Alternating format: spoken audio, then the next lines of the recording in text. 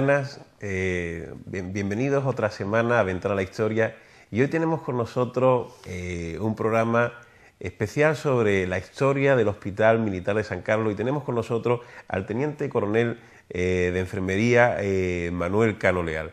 Muy buenas, Manolo. Hola, Paco, encantado de estar por aquí contigo. Muchísimas gracias, Manolo. Manolo Cano Leal, el Teniente Coronel Manolo Cano, es un apasionado a la historia y lleva más de 20 años en el Hospital Militar de San Carlos, y hoy vamos a tratar la historia de este centro sanitario castrense, de este hospital naval. Queríamos preguntarte, Manolo, ¿cómo surge el Hospital de San ¿Cuándo y cómo surge el Hospital Militar de San Carlos? Muy bien. Bueno, en principio me alegro que haya dicho que soy un apasionado y no un estudioso de la historia, porque soy simplemente un aficionado, ¿no? Bueno, la historia, el Hospital de San Carlos surge en un momento que conviene recordar ahora, que fue a finales del siglo XVIII, con una elevación demográfica de obreros, técnicos de todo tipo, cuando se estaba construyendo lo que es la actual población militar de San Carlos, que estaba en aquella época en ebullición, y en el Arsenal de la Carraca. Con lo cual se pensó que era importante tener un hospital en esta zona, aunque había un hospital pequeño en la Carraca, pero se estaba buscando un sitio para ubicar un hospital en lo que era la población de San Carlos, la población naval de San Carlos. Lo que ocurre es que, como siempre, el tema económico primaba y la sanidad militar siempre ha sido un poco la hermana pobre del ejército, ¿no? Y entonces incluso se adelantó el construir un convento de franciscanos, que eran los que apoyaban espiritualmente a aquellos obreros, antes que el propio hospital. Lo que pasa que, ¿qué es lo que surge? Surge con lo de la guerra de la independencia, pero sobre todo lo que provoca y lo que hace que se adelante el tema del hospital fue la derrota del almirante Rossellí aquí frente a Fadrica, en la posada de Santa Isabel, que provoca casi 4.000 prisioneros, muchos de ellos muchos heridos, y ante aquella avalancha de heridos es lo que hace Eso es 1808.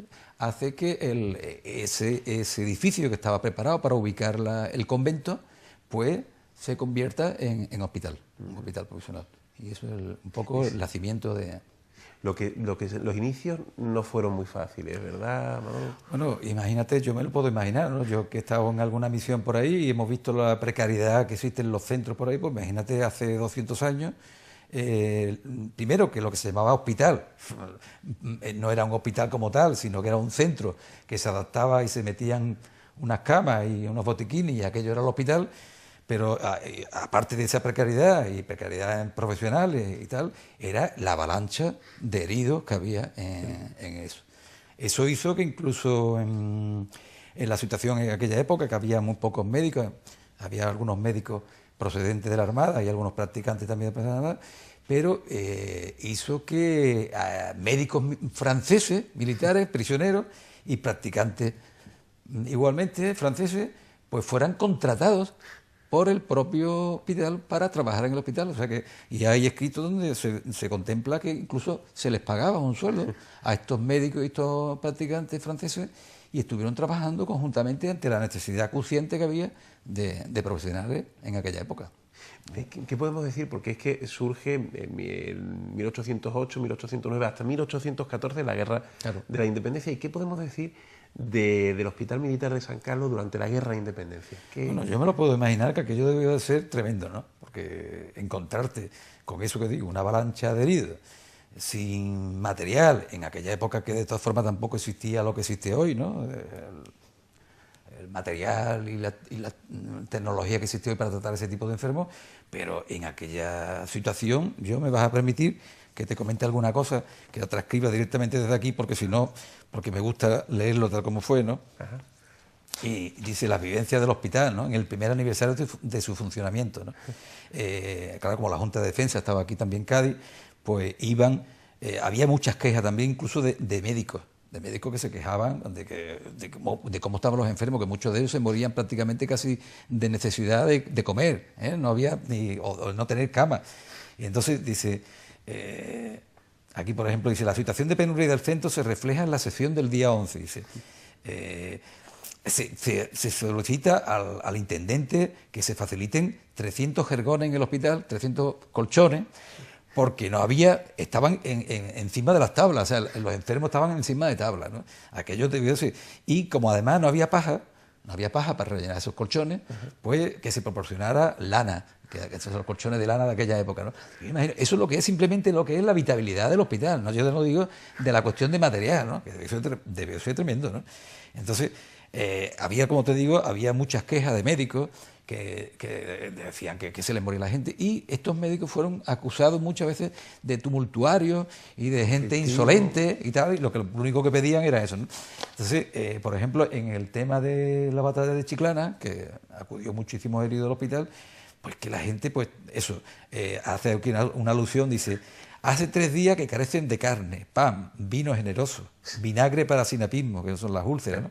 Leña para la cocina, luz, y ni aún se toman los medicamentos recetados porque no hay vasijas en que dárselo. O sea, que ni siquiera había donde darle el medicamento, ¿no? Estas quejas se publicaron en artículos y eso levantó mucha polémica, pero fue la realidad. Entonces, eso provocó que el diputado señor Villanueva, hizo una visita en abril al hospital y te transcribo porque esto es para leerlo, ¿no? Dice: aquí murieron los números 3 y 17 y el 11 después de salir de una grave enfermedad, y uno de ellos le decía: Señor, por Dios, yo me muero de necesidad. Desde ayer a las 2 no me han dado caldo. No hay vino ni bizcocho, respondió el cabo de la sala. Por último murió ese enfermo, ¿no? Que le decía al diputado. Dice, y el número 4, pues no ponen los nombres, al ir a darle la medicina a las 6 de la mañana me cogió la mano y me dijo: yo me muero de necesidad, pues en toda la noche me han dado caldo, y ayer a la hora de la comida, como estaba tan malo el caldo, me descompuso el cuerpo, y hablándome, murió. O sea que debió ser una situación tan tremenda el ver que había médicos y había practicantes y tal, pero no había fórmulas ni había nada para atenderlos. O sea que aquello se llamaba hospital porque era un recinto que se había adaptado de la noche a la mañana, pero también hay que pensar, hombre, que en aquellos momentos España era una isla, el logo nunca fue mejor escogido que ese, ¿no? Y evidentemente pues no había ni dinero, ni había suministro de material, ni había medicamentos. Pero lo que me resulta muy curioso es que ante esas peticiones lógicas del personal sanitario y de los médicos, se les pudiera acusar como que eran unos revoltosos y unos tumultuarios, cuando, hombre, lo único que querían era tener un material para poder curar bien, ¿no? Y es curioso, eso tuvo que ser un momento muy, muy trágico, porque para un sanitario el no poder atender al paciente por falta de medios, eso es tremendo, ¿no? Es tremendo. Incluso hablábamos antes fuera de plató que muchas veces la historia es cíclica y que parece que hay cosas que desgraciadamente en la historia de la sanidad, en la historia política, en muchos tipos de historias se repite. Bueno, sabemos que en 1845, hemos leído, trajimos también aquí al coronel Juan Manuel García Cubillana, estuvo a punto de cerrarse. ¿Por qué? ¿Qué pasó? Bueno, es que hay que... antes me he olvidado un poco de decir que el hospital de San Carlos en principio fue hospital del ejército, del ejército de tierra, ¿no? En este caso. Y en el año 1836 se traspasa a la Armada. ¿Qué ocurre? Pues lo mismo que ocurre ahora. Problemas económicos, la crisis no la inventamos nosotros, se inventó hace ya 200 años. Y entonces, pues aquello contrae de que la Armada quiera devolverle el hospital al ejército. Y el ejército, pues evidentemente tampoco lo quiere. Es un poco de humor. Esto pues un poco el ejército de Gila, ¿no? Pero la realidad, hay que contarla, la historia es como es. Entonces, ¿qué ocurre? Bueno, pues en abril de 1845 sale una real orden de la reina Isabel II, pues que en aquel momento no era necesario el hospital y que por problemas económicos, era por problemas económicos, pero ella aludía a que no era necesario que la Armada ni era rentable, que es una cosa muy curiosa también cuando se habla de rentabilidad de un hospital, no era rentable ni además era necesario. Y se suspende. Y a los 4 o 5 meses se ve que alguien con un poco de luces le dijo: oye, que el hospital no puede desaparecer porque está en una zona estratégica, como ocurre ahora mismo. Y con la excusa de que hacía falta, pero tenían que justificarlo de una forma, pues lo justificaron pues echando al boticario, despidiendo al boticario, hicieron un ERE como ahora. Hicieron más o menos un ERE de 1845. Efectivamente, los ERE tampoco lo inventaron esta gente, estaba inventado. Y echaron al boticario, que fue sustituido por un practicante. Los practicantes en aquella época hacían de boticario, había practicantes boticarios y tenían una formación farmacéutica. mínimas para poder atender ese tipo de cosas, y al escribiente. Fueron los dos que pagaron el ERE del hospital y volvió a abrirse el hospital. O sea que ya hace tiempo ya quisieron hacer lo que hoy están haciendo. Y bueno, lo que has comentado, Manolo, de esa importancia estratégica, y menos mal que no lo cerraron, porque pocos años después, estamos hablando de 1845, 14 años más tarde, en 1859, la guerra de África. Claro. ¿Qué pasa en ese momento? Bueno, yo he estado mirando, recortando muchas cosas porque sabía que tú me ibas a preguntar esa historia. Tanto la guerra de la primera del protectorado del 1859 como luego la posterior del desastre de Anual y tal, hay noticias de que los barcos, vapores, hospitales flotantes que le llamaban en aquella época, ya me imagino que ya luego te contaré alguna cosa, pues esto porque allí ya tú lo sabes mejor que yo porque tú eres un experto en esto y eres licenciado en historia. Sabes que los enfermos que tuvimos nosotros en la guerra de África, el 80% eran por problemas del cólera, no eran ni siquiera de herida. Entonces lo que hacían, lo trasladaban en esos hospitales flotantes y unos iban a Málaga y otros iban a Cádiz. Se sabe que aquí a Cádiz traían enfermos que fueron trasladados a los hospitales de aquí de la capital, al puerto de Santa María, que había un hospital que según cuentan estaba bastante bien, y suponemos y supongo que también serían llevados al hospital de San Carlos, que ya funcionaba. Pero no he podido leer nada escrito de asistencia primordial de esto. Incluso el libro del amigo Juan García Cubillana habla de asistencia en el hospital del puerto, eso, y en Cádiz, pero no habla específicamente de que San Carlos. Te queríamos preguntar también, bueno, ¿qué podemos decir durante el Hospital Militar de San Carlos, ya en el siglo XX, ya en la contienda que tuvimos entre el 36 y el 39 durante la Guerra Civil? Bueno, ¿qué labor hace? Pues como tú bien sabes, tanto Cádiz como San Fernando rápidamente quedaron adscritos al bando, digamos, al bando nacional. Con lo cual, pues no hubo mucho conflicto de guerra. Sí hubo algún conflicto en el Arsenal de la Carraca con algún buque que había allí que se sublevaron, que se opusieron a los sublevados, y hubo tiroteo y algún muerto. Esos fueron atendidos en el Hospital de San Carlos. Pero rápidamente aquello se apagó. El hospital quedó en zona, digamos, nacional, y se sabe que, bueno, porque médicos y enfermeros participaron en distintas unidades que eran sacados del hospital. Se sacaban de allí los médicos e iban acompañando a distintas unidades. Sí, es verdad que atendieron a muchos heridos, se sabe, y que durante esos años se hicieron miles de intervenciones quirúrgicas en esos 3 años.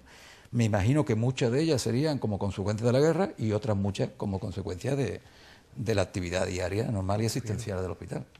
Y durante la posguerra, Manolo, ¿qué podemos decir? Ya a partir de 1939 en adelante, durante el régimen de Franco, ¿funciona el Hospital Militar de San Carlos? ¿Cuál es el funcionamiento? Los hospitales militares hicieron, la Red Sanitaria Militar, que tenía hospitales prácticamente por toda España, hicieron una gran labor, primero como asistencial de los propios militares, y además sabes que los hospitales militares atendían a los cuerpos también de seguridad, como por ejemplo Guardia Civil, Policía Nacional, y los hospitales militares tenían su cierta actividad y los sanitarios militares eran muy reconocidos por su labor asistencial, por su labor técnica, o sea que eran personal bastante demandado en el resto de la sanidad, tanto pública civil como de hospitales privados, o sea que los hospitales tenían una actividad bastante buena y se mantenían en un nivel tecnológico pues bastante elevado, o sea que no perdió ninguna actividad. Zaragoza, Gómez-Ulla, efectivamente, claro, hospitales muy importantes como Ferrol y Cartagena y Zaragoza, que actualmente queda, y Madrid, eran hospitales con cierto renombre en el plano técnico y en el plano profesional, o sea que genial. Nosotros, durante el nuevo hospital de San Carlos, porque hubo ese incendio, que a nuestros televidentes, a nuestros espectadores, decirles cuándo y por qué surge. Manolo, nos gustaría saber. Bueno, es verdad que con el paso del tiempo el hospital se quedó obsoleto, claro. Mientras que aquí, por ejemplo, yo recuerdo cuando se tiró el antiguo Zamacola y se hizo el nuevo Zamacola, hoy Puerta del Mar, pues el hospital de San Carlos pues tenía unas instalaciones que se habían quedado antiguas. Lógicamente, yo recuerdo perfectamente pasar salas pues en invierno con un impermeable y un paraguas. Claro, porque eran distintos departamentos separados y tenía que pasar al aire, ¿no? Al aire libre. Y cuando montábamos guardia, pues igual, salía de noche y tenía que montar guardia con un paraguas. Los enfermos, yo me acuerdo que ginecología y pediatría estaba fuera y era un problema para los niños. Entonces, el hospital se quedó obsoleto, pero no el nuestro, sino la red sanitaria y militar.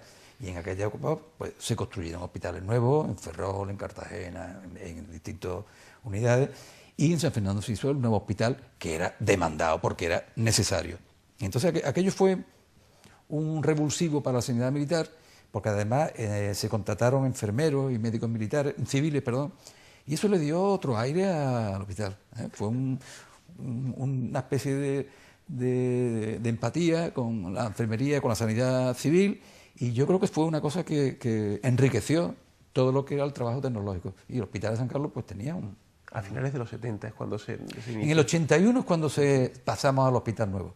Lo que pasa es que luego, con la creación del ISFAF y la opción a que los militares se pasaran a compañías privadas, aquello supuso el declive de la sanidad militar y la muerte de los hospitales militares. Porque mucha gente, muchos militares se pasaron a compañías y fueron, en cierta forma, descapitalizando lo que es los hospitales militares hasta llegar a la situación que estamos hoy, ¿no? Bueno, ahí has comentado la referencia que tenían esos hospitales, incluso en una actividad científica, académica. Yo he leído en el libro de Juan Manuel García Cuellana, te escuché en una conferencia también en Madrid, que hay universitarios que hacen prácticas desde 1988. Yo conozco a alumnos míos de Salus Infirmorum que han estado allí también. ¿Qué podemos decir de esa labor que hace? Efectivamente, allí, cuando la actividad era una actividad que tenía bastante afluencia, pues los alumnos del Salus, y todavía creo que todavía están por allí, pues no solamente aprendían con nosotros, sino que también nosotros nos enriquecíamos también de ellos, ¿no? Porque siempre, incluso el alumno más alumno, siempre aprende algo de ellos. La pena es que cuando, claro, el hospital ahora ha perdido un poco esa actividad asistencial tan grande, para el alumno empieza a hacer menos importante el hacer práctica en un hospital de eso. Es una pena. Pero bueno, el hospital hoy en día, por ejemplo, en el ámbito quirúrgico sí, tiene una actividad bastante buena, pero claro, en el ámbito asistencial de lo que son plantas, pues ha decaído mucho. 12 plantas, ¿verdad? Claro, y ahora mismo lo que hay abierto son 2 plantas, pero por el motivo que te digo, porque la mayoría de la gente se han ido a compañías privadas, algo que no llego a entender. Yo soy IFA de siempre y siempre he entendido que debo ser del IFA, porque para que me atiendan en un hospital, al final voy a un hospital privado que a lo mejor reúne peores condiciones que las que tiene San Carlos. Pero bueno, la gente muchas veces somos muy fáciles de manipular y hemos sido manipulados. Y de esa forma pues no hemos cargado el sistema. Yo cuando voy a alguna cosita así que me invita, siempre advierto a la sanidad pública. Cuidado que mañana no permitan el mismo sistema de que el asegurado pueda coger una compañía privada, porque descapitalizarían los hospitales públicos. Y podría pasar lo mismo que ha pasado aquí.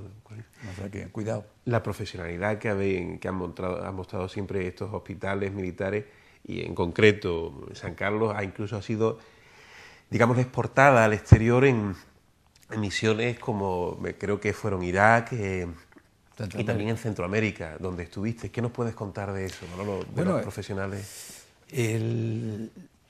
Es que es lo más curioso del mundo, ¿no? Porque ese tipo de misiones primero hizo salir a sacar al ejército un poco del ostracismo que era lo que eran las misiones dentro de España nada más, a la salida al exterior, el contacto con otros ejércitos y con otros de esos. Y además las misiones de ayuda humanitaria. Ten en cuenta, Paco, que lo más parecido a una guerra, me refiero en el tema sanitario, es una catástrofe. O sea, una guerra provoca multitud de heridos de todo tipo. Bueno, pues una catástrofe del tipo que sea también provoca lo mismo prácticamente que una guerra. O sea que, por una parte, se hacía un bien común, el hecho de ayudar a un país, tanto Centroamérica como Irak, que ahora comentaré cosas de Irak, pero aparte el ejército se beneficiaba de esa formación. Porque era una forma de prepararse para en un caso de un evento de guerra, un evento bélico. Lo de Centroamérica fue quizá una de las misiones más importantes que realizó la sanidad de la Armada. En ese momento todavía éramos Armada, tierra y tal. ¿Centroamérica fue Honduras, Manolo? Honduras, Nicaragua, Guatemala y El Salvador. Todo. Fue un huracán tremendo, no sé si tú lo recordarás porque tú eres muy joven, pero fue un huracán de fuerza 5 que provocó unos daños tremendos. Y bueno, la sanidad fue allí y el barco, el Galicia, un equipo de sanitarios, de médicos, especialistas de varios hospitales de la Armada, pues fuimos allí. ¿Solucionamos nosotros el problema de la catástrofe? No, pero bueno, se hizo una ayuda, se hizo un despliegue, se aprendió mucho, se ayudó mucho. Fue un gasto económico que hizo el país, pero también fue un acto de reconocimiento también, ¿no? Además aprovechó ese viaje porque el barco tenía unas condiciones magníficas de transporte y se llevó muchísima ayuda humanitaria de las ONG, de las ayudas que se recogieron en España, o sea que fue una cosa que fue de gran utilidad. Y la sanidad militar, pues, oye, cogió fuerza, cogió aire allí en ese tipo de misiones. Luego, con las siguientes también que ha habido, bueno, anteriormente en Bosnia, en Turquía, en el terremoto de Turquía, en las inundaciones de Mozambique, en Indonesia, en lo de Irak, la sanidad militar cogió mucha fuerza y el ejército también se benefició de ese despliegue de tropas, esa salida al exterior, ese contacto con otros ejércitos. Y parece mentira que cuando la sanidad militar estaba en ese momento de auge, de fuerza, de justificar todo ese tipo de cosas, por temas económicos, por temas, como yo digo muchas veces, madrista muy lejos, y a veces no se va perdiendo y ahora mismo estamos en la otra punta, en la punta total de eso. Pues efectivamente estuvimos allí, yo recuerdo con alegría, también con nostalgia, porque aquello fue muy duro, el tema de Centroamérica, porque es una situación que ya te digo que es muy parecida a la situación de una guerra, y luego en el tema de Irak, que también fue un tema también bastante importante y muy polémico. ¿Y que allí en Irak en qué contribuisteis los de San Carlos allí en...? Bueno, a mí me gusta, cuando me preguntan el tema de Irak, yo sé que hubo mucho, hace 10 años ahora, tú también eras muy jovencillo. El tema de Irak, tú sabes que creó mucha polémica, que si la guerra de Irak, que si España participó en la guerra de Irak. La historia hay que contarla como es, no la puedes tergiversar. Tú luego les puedes dar el toque que quieras, pero la historia es como es, ¿no? Cuando lo de Irak, España, yo recuerdo que el presidente era presidente del Consejo Europeo, y entonces pues tenía mucha importancia y se veía continuamente el presidente Aznar con el presidente americano Bush, y bueno, aquello que si la guerra sí, la guerra no, y esto y tal. Bueno, la verdad, se alista un buque con la idea de colaborar con los americanos en la guerra. Como comprenderán, los americanos no necesitan mucha colaboración para ir a ninguna guerra, y menos con nosotros, ¿no? Se alista ese barco, el Príncipe de Asturias, y que yo fui en el barco, fuimos en un equipo sanitario, estuvimos unos 10 o 15 días en una zona determinada del estrecho, sin poder comunicar con la familia. Yo creo que el gobierno estuvo dilucidando si participaba como contendiente o no. Al final, yo creo que el presidente o el gobierno decide que no participa en la guerra, el buque vuelve, con la prensa y tal, aquel destacamento se disuelve, con lo cual ya lo que es participar como contendiente no es, y sí el gobierno comunica o informa de que va a haber una ayuda humanitaria para el problema, los efectos de la guerra. Y eso fue lo que ocurrió. Yo también fui en ese barco, en el buque Galicia, tuve el honor de ir en ese barco, y ese barco estuvo haciendo de buque hospital durante 3 meses en una población cercana a Kuwait, en la frontera de Kuwait, donde se atendieron cientos de heridos, cientos de quemados, donde se hizo una labor impresionante. Y a mí me da mucha pena, por eso lo cuento, porque aquello quedaba solamente como que España participó en la guerra, como si fuera muy malo, y sin embargo España lo que participó fue económicamente, porque aquello costó dinero de todos los españoles, y participó con un grupo de militares, sanitarios y no sanitarios, y hicieron una labor tremenda de ayuda humanitaria. Allí no se pegó ningún tiro, ni se hizo ningún ataque de nada, ni nada de nada. Yo se lo vi en primera fila. Fue paliar el sufrimiento que había. Paliar el sufrimiento. Que sí, que tú lo puedes luego contaminar como quieras, pero la historia es la historia y eso fue lo que ocurrió.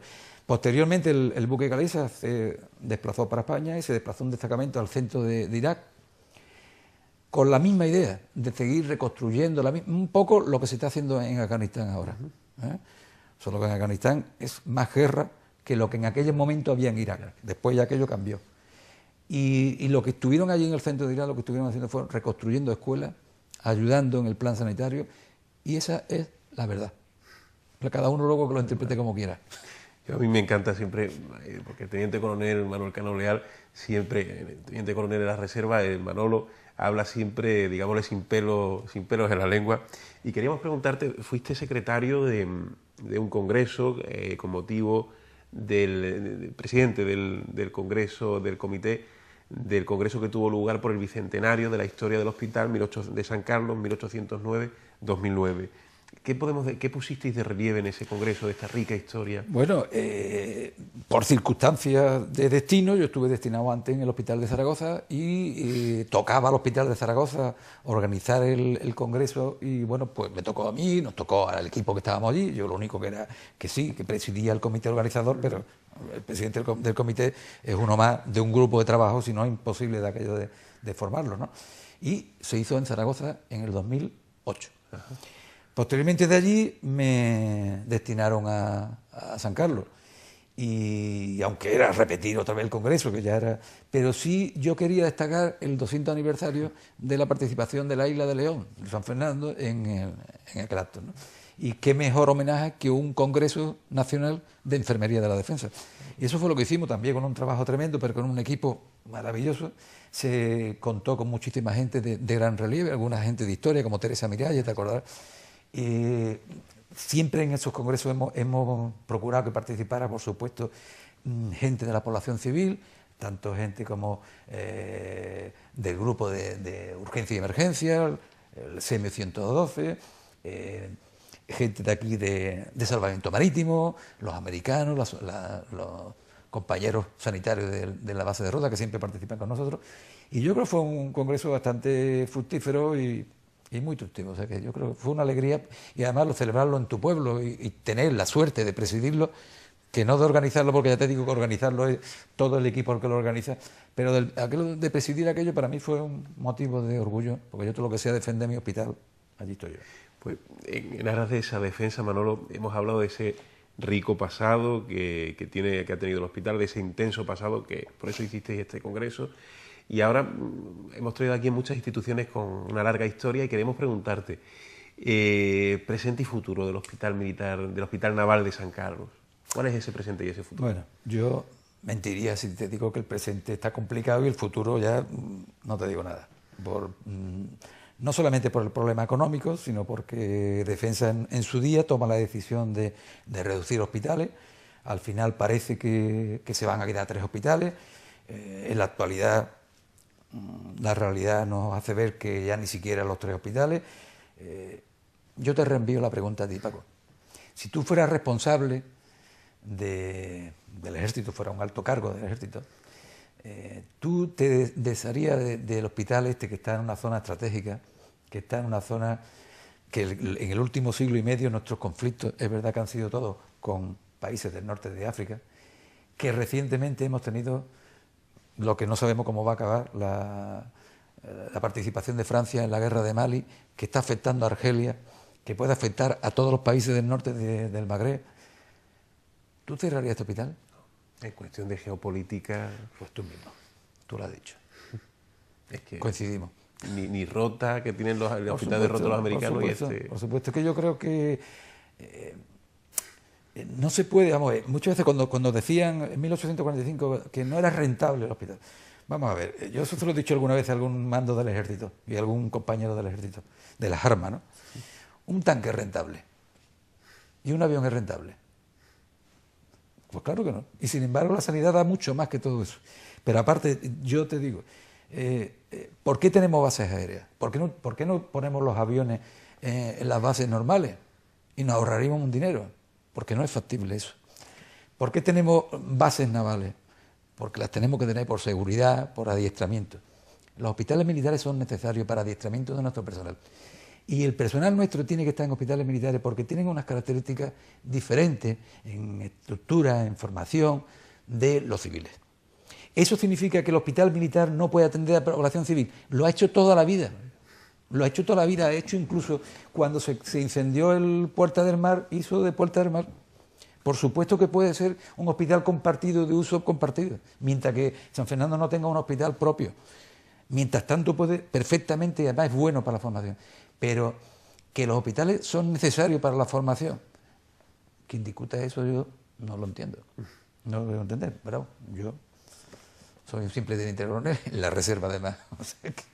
Pues Manolo, darte las gracias por venir y esperemos que tenga, bueno, que esos análisis geopolíticos, sanitarios que estás diciendo, pues sean escuchados y que nos escuchen, y que el Hospital Militar de San Carlos, con esa gran historia, pues siga teniendo un magnífico futuro. Muchísimas gracias por venir. Muchísimas gracias a ti, Paco, porque y por atreverte a traerme a mí, que no tengo tan poca idea de historia, pero sí soy un enamorado de la sanidad militar y soy un enamorado, por supuesto, de mi hospital, y que para lo que quiera. Pues, encantado.